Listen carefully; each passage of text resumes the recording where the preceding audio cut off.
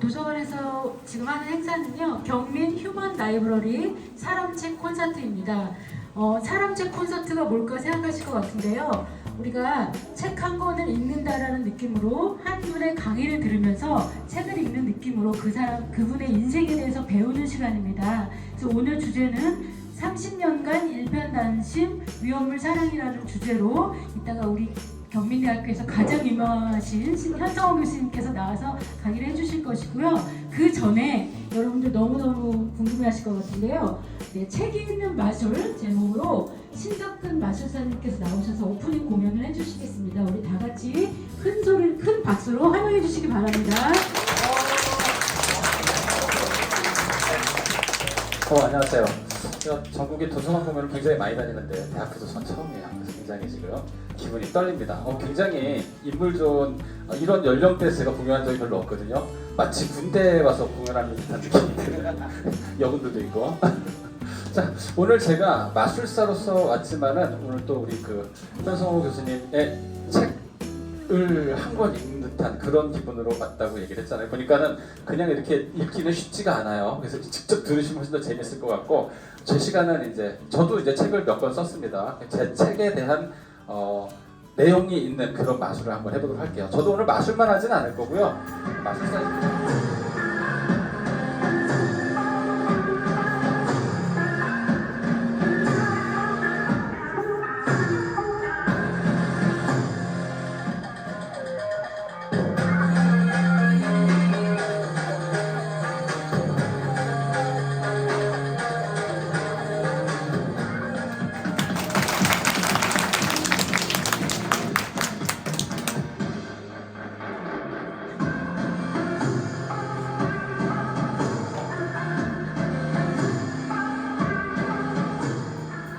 아시는 아마 마술일 거예요. 링 마술 한번 보도록 하겠습니다. 출발할게요.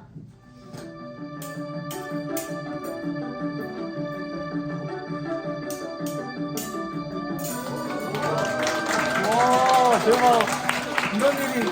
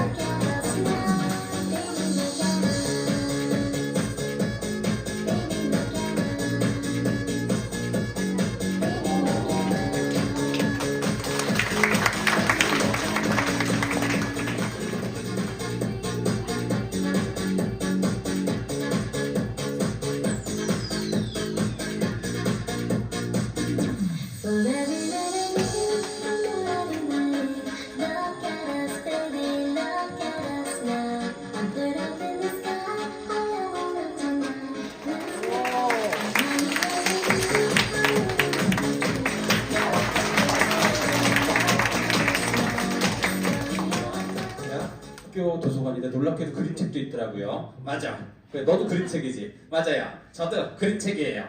아 그런데 네가 지금 여기 언니 오빠들한테 무슨 얘기를 할까? 평소에는 꼬마 친구들한테 얘기를 하는데 오늘은 제가 책 소개를 할 거예요.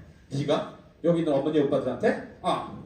무슨 책을 소개할 건데? 경민도서관에서 되게 많이 있는 책. 많이 있는 책? 그리고 또 아까 들어보니까 경민에서 제일 유명한 교수님 이 쓴 책. 뭔데? 30년간 일천단심 위험물만 사랑한 그래. 현상호 교수님의 책. 위험물론. 맞아요. 여기 굉장히 많이 있어요. 맞아요. 제 친구들이에요. 그래. 알았어. 책 돌아. 네. 우리 현상호 교수님이 다음 무대를 이어받아 주실 거야. 맞아요. 우리 학생 여러분들, 언니 오빠들이 큰 박수로 맞아주실게요. 네, 알겠어요. 오늘 멋진 하루, 또 의미 있는 하루 되시길 바래요. 언니 오빠들, 안녕! 우리 책들 얘기 잘 들었습니다. 자, 이제 메인 이벤트죠. 우리 현상호 교수님 모시겠습니다. 여러분 안녕하세요. 안녕하십니까. 네, 이 오프닝 무대가 너무 강력해서 오히려 본 무대 같지 않았나 싶은 생각이 듭니다. 우리 준비해 주신 말씀하실게 다시 한번 박수 드릴게요. 네, 저는 이렇게 강력하지는 않아요. 네, 저는 좀 잔잔하게 오늘 이 무대를 준비를 했는데 사실은 오늘 이 제안을 받으면서 되게 기분이 좋았어요. 뭐냐면 제가 이제 경민대학교에 93년 3월달에 입사를 해서 올해 이제 31년 차에 접어들었는데 수업 시간에는 전공과 관련된 이론 교육에 대한 얘기를 주로 할 수밖에 없었는데 오늘은 저의 그 에피소드를 중심으로 이런 얘기를 할 수 있는 시간이 돼서 개인적으로 되게 좋아요. 그리고 또 제가 이제 그동안 전공 교재만 쓰다가 요즘 이제 수필처럼 책 하나 준비하는 게 있거든요. 그 시작점이 아마 오늘이 되지 않을까 싶은 생각이 듭니다. 그래서 앞으로 남은 시간, 제가 이제 약속한 시간이 5시까지이기 때문에 30분 동안, 원래는 20분까지 이제 마술을 해주시고 제가 40분 정도 얘기를 하려고 했던 건데 그런데 약속된 시간이 있으니까 30분에서 한 조금 오바될 수는 있을 것 같아요. 준비된 얘기 한번 시작해 보도록 하겠습니다. 중간중간에 혹시 뭐 이렇게 또 박수 칠 때 되면 박수 치시고 또 안타까운 일 있을 때 또 같이 탄식도 해주시고 공감을 좀 많이 해주시면 좋겠습니다. 부탁드려도 될까요? 네. 감사합니다. 시작하겠습니다. 박수 한번 쳐주세요. 그 소개는 간단하게 드리면 저는 현재 경민대학교 소방안전관리과 교수로 재직하고 있고 그리고 이제 위험물 쪽 강의를 하다 보니까 아무래도 위험물의 가장 높은 자격증인 기능장 자격증을 내가 가지고 있어야 학생들에게 강의할 때 조금 더 어필될 수 있지 않을까 싶어서 또 교수 생활하면서 자격증 시험도 봤어요. 참 별나죠? 그리고 이제 책으로다가는 이런 앞에 여기 보여지는 책들, 대표적인 책들을 제가 디스플레이 해놨는데 이런 책 위주로 책을 썼고 그리고 이제 소방과 교수로 재직하면서 중앙소방학교, 서울, 경기, 인천, 충청소방학교 강의를 하고 있습니다. 그리고 이제 사실 제가 93년도에 소방과 교수가 됐지만 사실 저 학교 다닐 때만 해도 소방과라는 게 없었어요. 근데 이제 아시다시피 저희 대학 다닐 때만 해도 소방안전관리과라는 건 아예 있지도 않았고 저는 사실 경민대학교 소방안전관리과 교수로 발령받으면서 위험물이라는 단어를 처음 접하게 됐어요. 그전에는 위험물 하면 도끼, 망치 이런 거 생각했지 여기서 이런 위험물질에 대한 거를 가르치게 될 줄 진짜 몰랐어요. 그리고 시내 서점에 가보면 위험물과 관련된 책이 정말 한 권 내지 두 권 정말 책이 없었어요. 지금 책이 굉장히 많지만 이런 시점에서 학생들에게 이제 위험물질을 강의를 해야 되는데 저도 위험물이라는 걸 처음 접하는데 뭘 가르칠 수 있겠어요? 제가 가르칠 게 없죠. 그래서 책을 사서 먼저 예습을 하고 책이 한 700페이지 정도 됐거든요. 저는 예습을 다 했을 거 아니에요. 가르치려고. 근데 강의할 때는 제가 마치 위험물을 굉장히 잘하는 사람인 것처럼 포장을 해서 자, 학생 여러분 367페이지 보면 뭐가 나올 거예요. 당연히 미리 봤으니까 알죠. 그렇지만 학생들은 되게 놀랍다. 저 책에 700페이지나 되는 그런 분량 많은 중에 몇 페이지에 뭐가 있는지 알 정도면 저분은 되게 박식하고 또 위험물 쪽에 전문가이실 거야 라는 얘기들을 하더라고요. 그래서 사실 포장이죠. 근데 그것도 전 선생으로서 필요한 기술이라고 생각을 합니다. 그렇게 해서 이제 강의를 하는데 강의하다 보니까 전부 다 이론 교재 위주로만 돼 있는 거예요. A하고 B하고 반응하면 C가 되고 C하고 D하고 반응하면 E가 되고 이런 식으로. 그러니까 학생들한테 그렇게 이론으로만 강의를 하다 보니까 너무 재미가 없는 거예요. 그래서 이제 쭉 뒤져봤죠. 실험을 할 수 있는 게 없는가. 근데 1984년도에 중앙소방학교에서 저 같은 생각을 가지신 분이 있었던 거예요. 그분이 이제 서울대 농학과를 나오신 분인데 학생들에게 강의할 때 이론으로만 하는 게 아니라 실험을 보여주고 싶어서 직접 시범을 보이신 분이 있더라고요. 그래서 그분이 어떤 실험을 했냐면 이렇게 여러분들처럼 중앙소방학교에서 소방관 시험을 보고 입사한 소방관들 앞에서 실험을 하신 거예요. 신문지를 준비해서 화학물질들 중에서는 딱 접촉하자마자 불이 붙는 물질이 있거든요. 그래서 왼쪽에다가는 정린, 오른쪽에다가는 과산화수를 넣고 막 흔들어 준 거예요. 신문지를 흔들었더니 펑 하고 터지면서 이분 손도 같이 잘못된 거예요. 그 지금 이분은 손이 의수입니다. 왼손, 오른손 둘 다 의수예요. 자기 손이 없어요. 운전도 못하세요 그분이. 그래서 그 이후로 실험을 전혀 못하게 된, 정체하게 된 그런 실정이 된 거죠. 그래서 저도 그 얘기를 듣고 겁이 좀 날 거 아니에요. 겁이 나지만 그래도 저는 또 젊은 사람이니까 제가 나이 30살에 입사를 해가지고 옛날 사람처럼 그렇게 하게 되면 재미없을 거 아니에요. 그래서 저는 이 화학 반응식에 나와 있는 걸 실험으로 재현하는 거에 대한 고민을 되게 많이 했습니다. 그래서 그거를 하나하나씩 실험을 해가는 과정에 있었던 거예요. 근데 이제 우리가 익히 중고등학교 때 했던 실험들 중에서도 충분히 소방적으로 응용이 되는 실험들이 있더라고요. 그거 제가 한 두 가지만 준비를 해왔습니다. 지금 실험을 보여드리게 되면 아마 저 실험 내가 어디서 본 것도 같은데 아니면 또는 저런 실험이라면 나도 할 수 있지 않을까 이런 생각을 하실 수 있다고 생각해요. 하지만 우리가 콜럼버스가 달걀을 세운 거는 되게 간단한 원리잖아요. 소금을 밑에다 소금을 묻혀가지고 세운 거 아니에요. 그 간단한 콜럼버스 달걀 세우기처럼 사실 위험물 실험도 되게 간단한 거예요. 그렇지만 그 과정을 창출해서 학생들에게 재현한다는 게 쉽진 않더라고요. 그래서 지금 실험 간단하게 두 가지 보고 그리고 제 얘기를 계속 이어가 보도록 하겠습니다. 소방에서 말하는 위험물은 뭐냐면 불이 났을 때 끄기 어렵고 불이 났을 때 확산이 빠른 물질들을 위험물이라고 합니다. 근데 대부분의 일반인들한테 물어보면 위험물하면 도끼, 망치, 칼 이런 거 생각하거든요. 그건 아니에요. 여기서는. 그래서 이제 이게 이제 일종의 집에서 쓰는 리무버라고 하는 물질이에요. 아세톤이죠. 이 아세톤이 왜 위험하지? 라고 생각하실 수가 있어요. 사실은 이 아세톤도요. 이게 쏟아지게 되면 그 유증기가 굉장히 공기보다 무겁기 때문에 바닥에 체리하는 경향이 있거든요.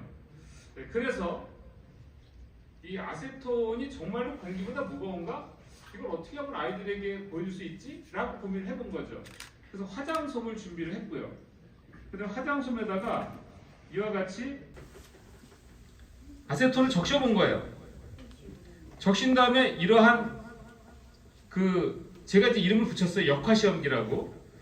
그러면 이게 위에 있는 아세톤의 유증기가 공기보다 무거우니까 분명히 밑으로 내려가지 않을까라고 생각을 해본 거죠. 그리고 나서 눈에 보이지는 않지만 분명히 이거는 유증기가 밑으로 내려가고 있을 거야. 그러니까 아이들에게 보여줄 때 공기보다 무겁겠구나라는 걸 보여준다는 얘기죠. 이렇게 하면 불이 붙잖아요.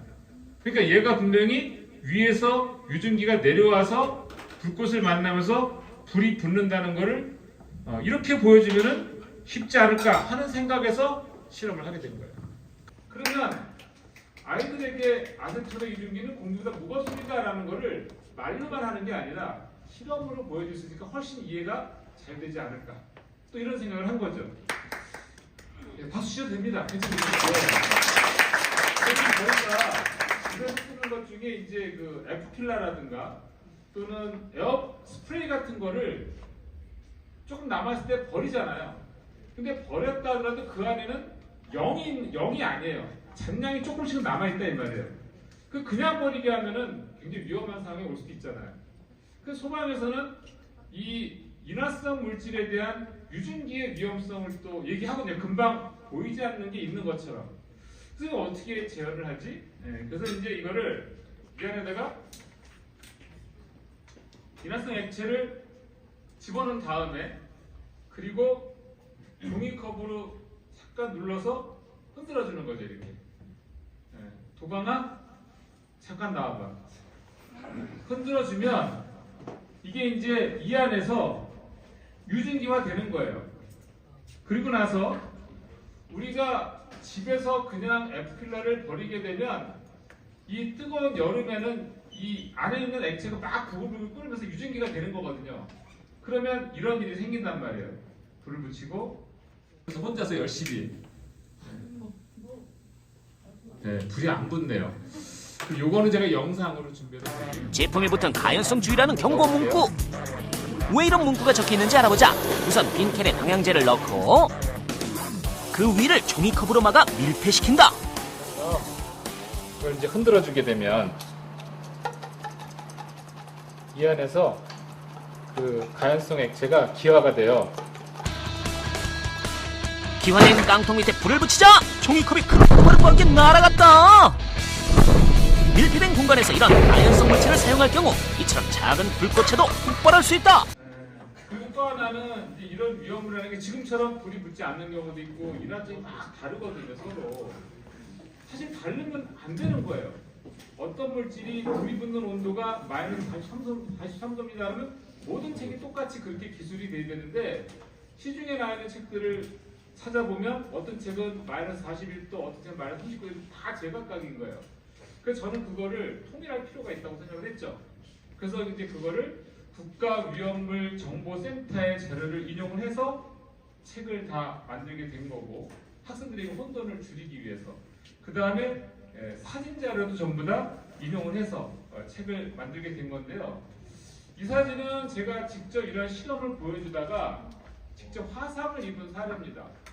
제가 2008년도 그 서울소방학교에서 소방관들한테 이론으로만 하는 게 너무 재미없다 싶어서 직접 실험을 보여주는 건데 재현하자면 이렇게 이 안에다가 정린하고 과산화수를 넣고 섞어준 다음에 물을 뿌리면 불이 붙는 건데 이렇게 흔들다가 물도 안 넣었는데 펑 터진 거예요.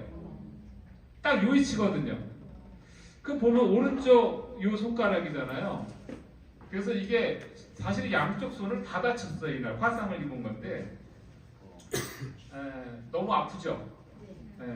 근데 제가 또 이제 소방관들한테 이 실험을 보여주고 그 다음에 두 번째로 나트륨 폭발 실험을 보여줘야 되는 상황이었거든요. 이따가 영상 준비했습니다. 근데 저는 제가 또 무슨 이순신 장군도 아니고 이 실험을 마치고 나는 병원을 가겠다. 남은 실험 마치고 가겠다면서 고집을 부리면서 남은 실험 마치고 사실 응급차를 탔어요. 119 소방차를 타고 양재동에서 그 화상종병원이 베스티안 병원이라고 해서 한 20분 정도 거리에 있거든요. 근데 저는 119 차를 타면 다 무조건 신호 무시하고 가는 줄 알았어요. 이분이 얼마나 신호를 잘 지키는지 신호등이 서면 딱 쓰더라고요. 나는 너무 아파 죽겠는데. 그 정지하는 체면에 막 빨리 좀 갑시다 할 수도 없고. 그래서 너무 진짜 통증이라는 게 말도 못하게 아팠어요. 근데 20분이 저는 막 한 부산 가는 거 정도로 느껴지는 거예요. 상대적으로. 그래서 저는 이게 모든 구급차가 다 신호를 무시하면서 가는 건 아니구나 라는 걸 그날 깨달았어요. 그리고 이제 병원 가서 치료를 하고 마지막에 이제 저게 지금 거의 회복될 때쯤 사진이에요. 그래서 제가 의사 선생님한테 제가 이걸 나중에 교재 그 사진 자료를 좀 쓰고 싶은데 사진으로 좀 찍어놓고 싶다 그랬더니 의사 선생님이 그러면 좀 리얼하게 찍어야 되니까 죽은 피부 걷어냅시다. 그리고 걷어내고 찍어주신 거예요. 죽은 피부를 걷어내고 그리고 사진 찍어주신 건데 그래서 저 사진을 사실은 제 교재 곳곳에 있어요. 혼쪽바라 하다가 저자가 다친 사진이라고. 근데 지금 되게 깨끗하게 났죠? 참고로 말씀을 드리면 저게 조금만 더 심했으면 이 손을 잘라냈어야 됐을지, 그러니까 잘라낼 표현은 좀 과격한 표현이 도려내야 된다고 해야 되나? 화상도 1, 2, 3도가 있는데 2도 화상 중에 거의 끝자락에 걸친 거예요. 조금만 더 심했으면 이걸 이렇게 안에 그 신경도 하고 그 뼈조직까지 다 탄화 반응을 해서 사실은 도려냈어야 되는데 마침 신경 직접까지 갔다고 의사 선생님이 굉장히 다행이라고 얘기를 하시더라고요. 그래서 응급처치 또 너무 잘했고, 그 지금 보시면 아주 깨끗하게 화상을 입었었다는 기억은 없을 정도로 이렇게 잘 나왔어요. 그래서 위험은 사실 변수가 많아가지고 조심해야 됩니다. 그렇다고 제가 또 위험물 치료를 멈출 사람입니까? 이런 사고를 당했다고 해서 그럼 그건 저가 아니에요. 저는 끝까지 또 이런 실험을 시작을 하죠. 그래서 이제 한 번은 화학 물질들 중에서 서로 만나서 막 문지르면 불이 붙는 게 있어요. 우리 한번 손 좀 한번 마찰을 해볼까요? 막 뜨겁게 손에서 이렇게 막 그 때가 나오도록 한번 문지르셔야 돼요. 그 열이 마찰열인데 이 마찰열로도 불이 붙을 수 있나? 궁금하잖아요. 궁금하셔야 되는데 우리 차박사 같은 궁금해야 돼 막 이런 얘기 하거든요. 예, 그래서 궁금해서 한번 해봤어요. 어떻게 해봤냐면 알루미늄 호일에다가 정진하고 과산화트륨을 넣고 막 문질러 본 거죠. 근데 과산화트륨 이 위험물 중에 과산화트륨은 휴지 중에 문지르면 불이 붙는 물질이 있어요. 근데 진짜 해보고 싶잖아요. 해봤죠. 이렇게 되는 거예요. 과산화트륨을 이용하면 마찰력만으로도 불을 낼 수가 있어요. 에이, 아무리 그래도 어떻게 마찰력만으로 그게 가능할까요? 그러면 이 휴지에 과산화트륨을 넣고 한번 비벼볼까요? 아, 문지르면은 조교님, 나와주세요. 불이 난다. 만일의 사태에 대비해 소방복으로 완전 무장하고 실험에 돌입. 휴지에 과산화나트륨을 소량 넣고 덜덜덜 말아주기만 하면 마찰력 폭발 실험 준비 끝. 자, 이걸 오늘 비벼보는 막중한 임무를 맡은 실험 도우미 필승의 각오를 다지는데 좌로 비비고 우로 비비고 그렇게 10여 초가 흘렀을까? 우주인 같아. 한순간 식과름과 함께 불이 붙어버린 휴지. 소방이 마주치가 따로 없다. 그런데 이제 실험 도우미도 깜짝 놀라 휴지를 떨어뜨리고 마는데 에휴, 신명 감수가 근데 사실 이걸 제가 처음 할 때는 얼마나 놀랬겠어요. 이게 정말 문지르면 불이 붙는단 말이야? 해봤죠 막. 처음 불이 잘 안 붙어요. 나중에 팍 불이 붙는데 이 손가락에다 타는 줄 알았어요. 그래서 그 다음부터는 장갑을 끼고 해야 된다는 걸 깨달은 거죠. 그래서 이제 학생들한테 시킬 때는 저렇게 장갑을 끼고 그리고 실험을 해서 재현해서 아 이게 마찰열로도 불이 붙을 수 있는 거야 라고 이제 강의할 때 얘기를 해주는 거죠. 그 책에다가도 이게 전부 다 이제 매뉴얼을 작성을 했습니다. 양이 많아지면 또 위험하니까. 근데 이제 화학 물질들 중에서는 학생, 그러니까 물하고 만나면 또 불이 붙는 물질이 있는 거예요. 우리가 흔히 생각할 때 불 나면 물로 끈다고 생각하잖아요. 근데 오히려 물로 불이 붙는 물질이 있는 거야. 그 중에 대표적인 게 나트륨인데 나트륨에 대한 거를 이게 정말로 불이 붙는다 이거지. 그래가지고 나트륨을 한번 물속에 넣어보는 거죠. 진짜 넣어봤어요. 이렇게. 나트륨이 양이 많아지게 되면 물속에서도 폭발할 수가 있습니다. 귀여운 게 아닌데요. 폭발한다고요? 이처럼 나트륨을 포함한 일족 원소인 알칼리 금속은 산화 반응을 하는데 공기 중의 수분과도 반응하여 폭발할 수 있기 때문에 반드시 석유나 파라핀 속에 보관해야 한다. 보관할 때도. 가져갔을 때 조심히 가져가시기 바랍니다. 저한테 이런 막대한 엄청난 임무를 주시다니 조심히 갖고 내려가겠습니다.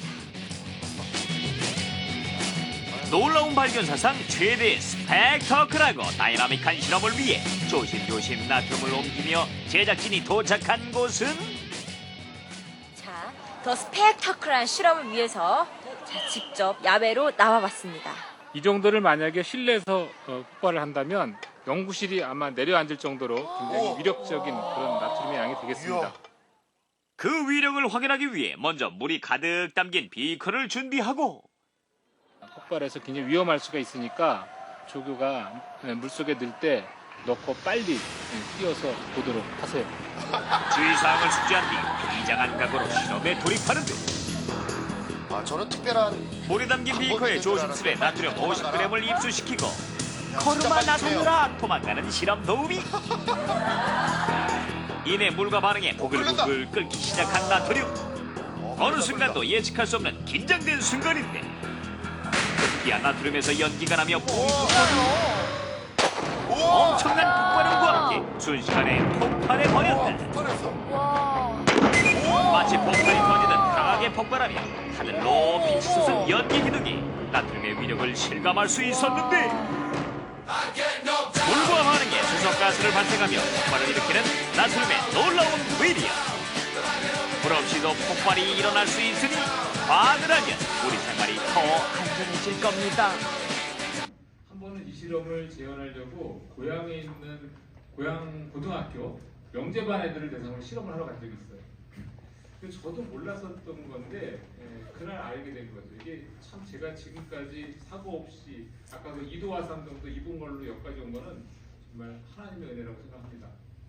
진짜로. 최고에서 마찬가지예요. 온전하잖아요, 몸이 지금. 그 당시에 어떻게 실험을 했냐면 운동장에서 실험을 하는데 이 나트륨이라고 하는 애가 석유 속에 보관하는 것도 있지만 파라핀을 입혀서 또 판매하는 것도 있어요. 이게 원래 넣으면은 좀 부글부글하면서 반응하면서 좀 이따 불이 폭발하잖아요. 그런데 고양 고등학교 갔을 때는 나트륨 물속에 넣자마자 폭발하는 거예요. 깜짝 놀랐습니다. 저 뒤에는 차동민 교수가 지혈을 했는데 저는 당연히 반응한 다음에 폭발할 줄 알았죠. 비커에 넣고 그리고 넣고 돌아서는데 폭발하는 거예요. 그러면 전갱이가 남아있을 수가 없잖아요. 너무 다행히 이게 위로 치솟기만 하는 거예요. 나트륨은 옆으로 안 퍼지고. 그래서 살았어요. 안 그랬으면 장애를 평생 안고 살았을 텐데. 네. 아무튼 그런 위험한 순간순간들이 있는데 여지까지 제가 30년 동안 교육하면서 여러 가지 실험 매뉴얼을 만들고 있는데 이것도 그 중에 하나라고 생각합니다. 근데 이거를 나트륨 하면 저희가 많이 어떻게 알고 있어요? 살찐 사람들은 의사 선생님이 나트륨 섭취를 줄여야 된다 이런 얘기를 하잖아요. 이건 그 나트륨과 조금 다른 나트륨이에요. 뭐냐면 이 물속에도 나트륨이 있고 우리 몸속에도 나트륨이 있거든요. 이 지금 보여드린 나트륨은 금속 나트륨이에요. 그러니까 이제 일반인들은 나트륨 하면은 금속 나트륨을 생각을 못해요.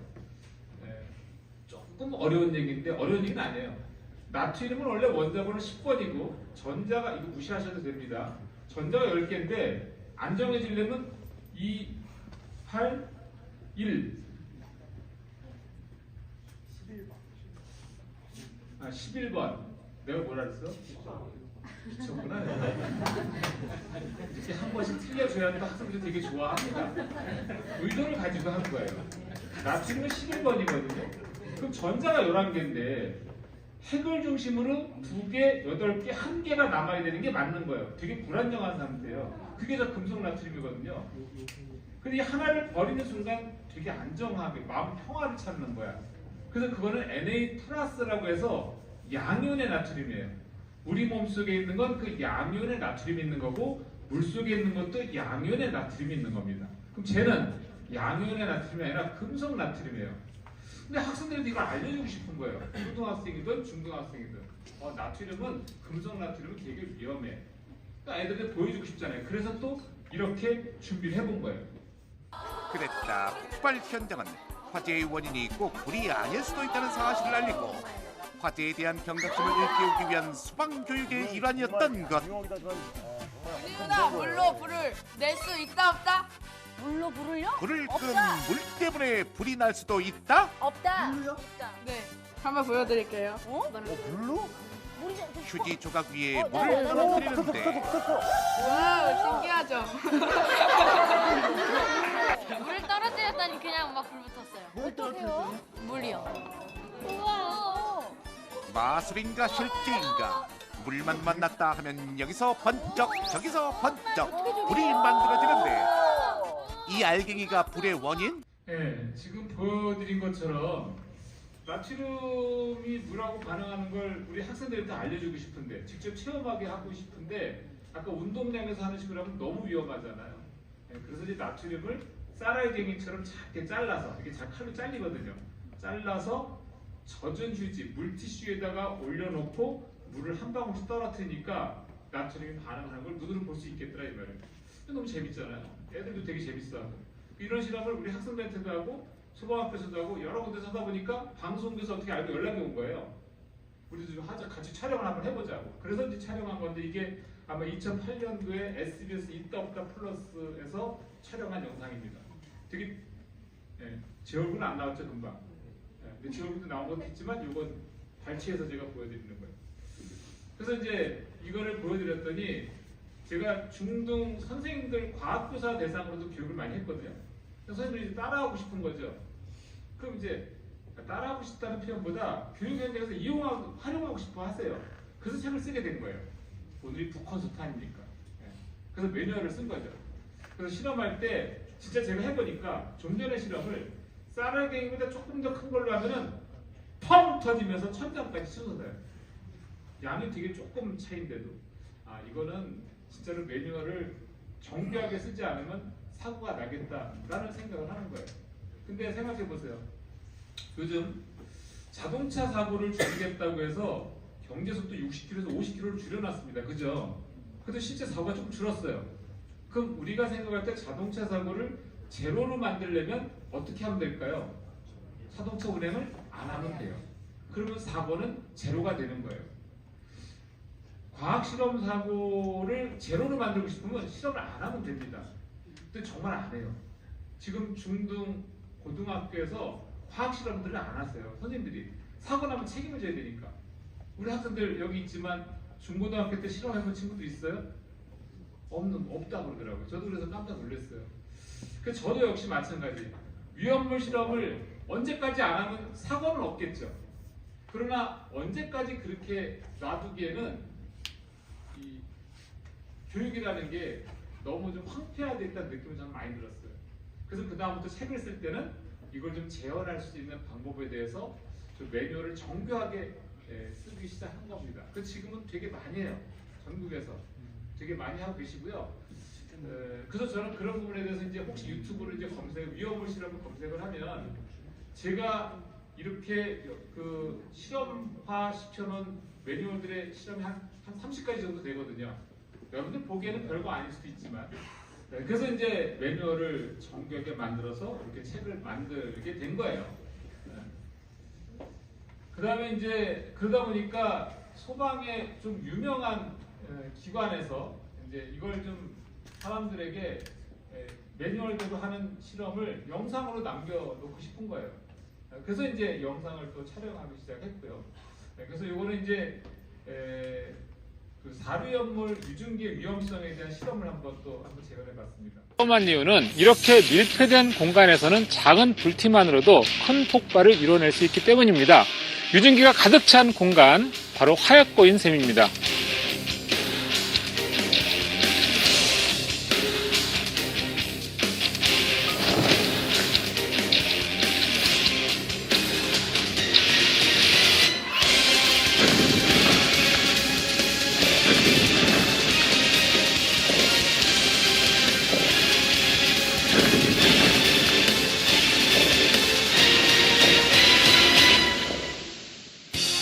자, 이처럼 사료위험물은 작은 스파크나 정전기에도 쉽게 폭발할 수가 있습니다.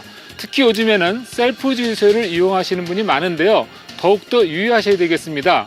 주유 중에는 눈에 보이지 않는 유증기가 안개처럼 새어나와서 정전기 불꽃이 튀게 되면 폭발할 위험성이 있기 때문입니다. 그래서 저는 이제 제가 이제 이 책을 쓴 가장 기본적인 마인드는 뭐냐면 왜라는 걸 알려주고 싶은 거예요. 왜 이렇게 반응이 됐을까? 여기서는 왜 이런 위험 법도 마찬가지예요. 이유가 뭐지? 이런 거 있잖아요. 그래서 우리가 보통 그 주유소에 가면 담배를 못 피게 합니다. 왜 못 피게 하는 거지? 궁금하지 않나요? 근데 이유가 있을 거란 말이에요. 아이들에게 화학 실험도 이유를 알려주면 이유에 대한 게 명확하게 머리에 개념이 잡히면 그 다음부터 틀릴 수가 없는 거죠. 법도 마찬가지. 법도 주유소에 가서 담배를 못 피게 하는 이유를 설명을 할 수 있다면 아이들에게 명확하게 위험성을 가르쳐 줄 수 있지 않을까 생각을 한 거예요. 그러면 유증기에서 담배 피우는 왜 불이 붙나? 좀 고민이 되잖아요. 그래서 이제 그거를 실험을 한번 또 재현해 보는 거예요. 저도 한 번도 안 해봤으니까. 그래서 비커 휘발유를 여기다 담아놓고서 직접 담배를 피다가 불 붙으면 어떻게 해요? 얼굴에다 날아갈 수도 있고. 그래서 기다란 호스를 이용을 해서 담배를 껴가지고 담배를 껴서 이쪽에서 이제 담배 피게 했죠, 우리 학생한테. 서울시 소방교관도 했고 지금은 연차가 꽤 있어요. 그 친구하고 이제 고민하다가 이제 그 친구가 담배를 피는 거지 이쪽에. 멀리 있으니까 좀 괜찮잖아. 근데 담배 피니까 괜찮은 거예요. 불이 안 붙네. 왜 불이 안 붙지? 유증기 위에서. 그래서 이번에 조금 더 용기를 내서 호스를 빼고 여기서 이제 담배를 피는 거죠, 이렇게. 해봤더니 어떻게 될 것 같아요? 불이 안 붙는 거예요. 너무 신기하게. 그래서 왜 그런가 생각을 해봤더니 담배불은 불꽃이 없잖아요. 이게 불꽃으로 유증기에 불이 붙는 거지 담배불만으로는 불이 안 붙더라는 걸 알게 된 거죠. 그래서 그 다음부터는 그러면 왜 주유소에서 담배를 못 피게 할까라고 하는 걸 고민을 해봤더니 중간 행위, 라이터불, 성냥불 이 불꽃 반응에서 불이 붙기 때문에 담배를 못 피게 하는 거구나라는 거를 이제 아이들에게 설명하기 시작했어요. 일반인들한테. 그럼 이게 와닿는 거죠. 이제 제가 사실 그런 영상들을 다 준비는 했지만 오늘 시간이 많지 않아요. 벌써 5시예요. 그래서 이제 그 영상들은 사실은 다 저한테 가지고는 있지만 오늘은 몇 가지 샘플만 보여드리는 거고 소방과 과학을 연계한 소방과학교실을 개발을 하고 이걸 전국적으로 이 소방안전 문화를 확산했다는 공로가 하나가 있는 거고 또 하나는 위험물 실험을 실험을 이제 한 30개 지금 개발했다 그랬잖아요. 그래서 이거를 이제 가지고 학교에서 그래도 이런 공적 조서를 쓸 수 있게 해주셔서 이렇게 대통령 표창을 받게 됐습니다. 대통령 표창도 받게 됐고 또 위험물 학회에서 위험물 그 학술상도 받게 됐습니다.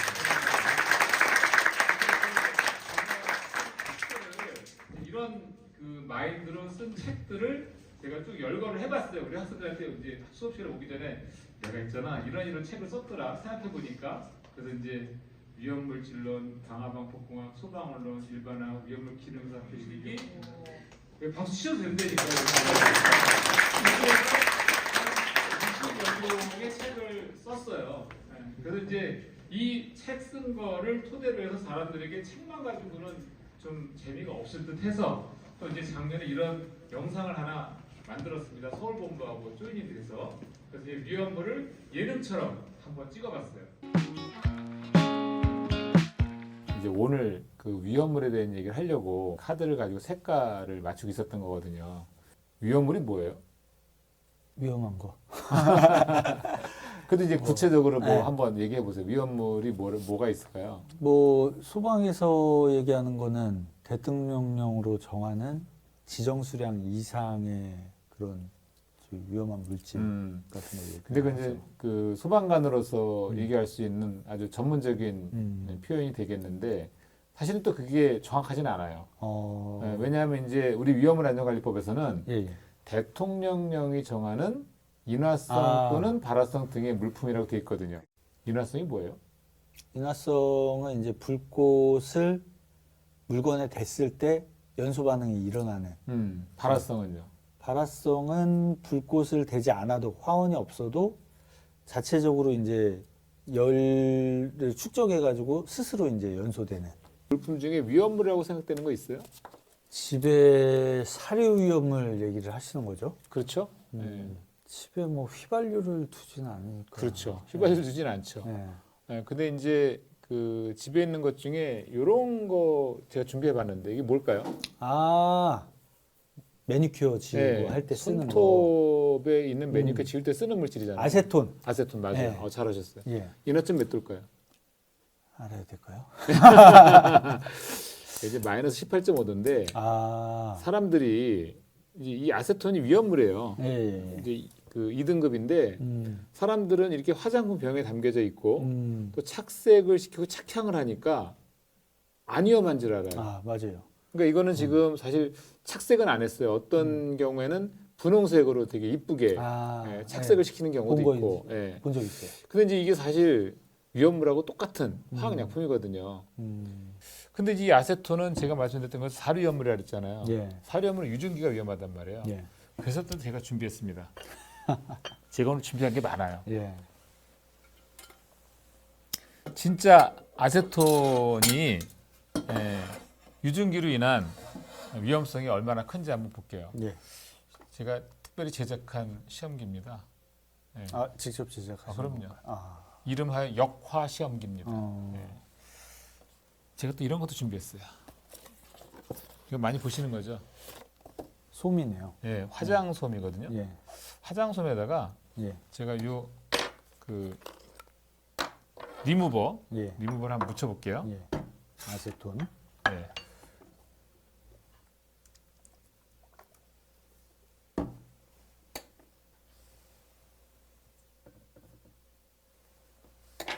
말하시면 안 됩니다. 아, 말하면 안 되나요? 숨 쉬지 마세요. 숨은 쉬어도 될 것 같은데요? 이게 유증기가 이렇게 내려가고 있는 중이거든. 아, 보이지 않으니까. 예, 눈에 보이진 않지만, 근데 예. 숨을 쉬면 그 바람에 의해서 얘가 날아갈 수 있으니까, 예. 예, 대략 공기보다 한 2.5배 정도가 무거워요. 뭐 유증기, 증기 그런 아지랑이가 보이진 않네요. 오. 불이 붙었죠. 여기까지 그러네요. 가지도 않았는데, 그러니까 예. 유증기가 공기보다 무거워서 내려오면서 아. 불꽃을 만나니까 불이 붙은 거예요. 아. 제가 요즘 이제 아까 원고 준비한다 그랬잖아요. 30년 동안 위험물질 관련된 실험하고 책 쓰고 하면서 이런 것들을 원고를 지금 원고 작업 중에 있는 건데 오늘 그 첫날이라고 생각하시면 돼요. 오기 전에 원고를 한 10페이지 정도 썼어요. 그래서 뭐 제가 실험하면서 이렇게 손 이렇게 팡 터져서 한번 사고 날 뻔한 얘기들, 아까 화상 입었던 얘기들, 또 오늘도 이제 이 북콘서트 경험 얘기도 하겠죠. 네, 사실은 10년 전에 영풍문고에서 북콘서트를 한번 했었어요. 근데 저는 10년 전에 영풍문고 북콘서트보다 오늘 이 자리가 훨씬 더 행복하고 좋습니다. 아까 우리 마술사분이 너무 텐션을 높게 해놓으셔가지고 속으로 좀 걱정이 많이 됐어요. 이거 호응도 없고 다 졸면 어떡하시나 이런 고민이 됐었는데, 그래서 제 얘기를 잘 들어주신 것 같아서 너무 행복하고, 또 이건 사실 돈 주고 할 수 있는 경험이 아니잖아요. 여러분들이 오늘 저한테 이 커다란 행복감과 돈으로 환산할 수 없는 그런 그 자산을 하나 만들어 주셨다는 생각이 듭니다. 아무튼 제 얘기 끝까지 들어주셔서 감사드리고 제 얘기는 여기서 마치도록 하겠습니다. 감사합니다.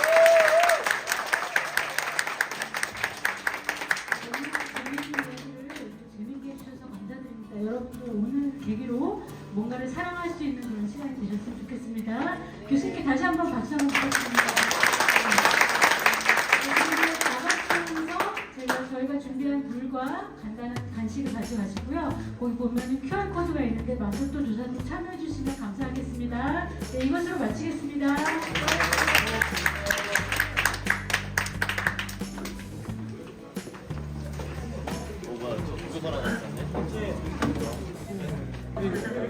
찍겠습니다.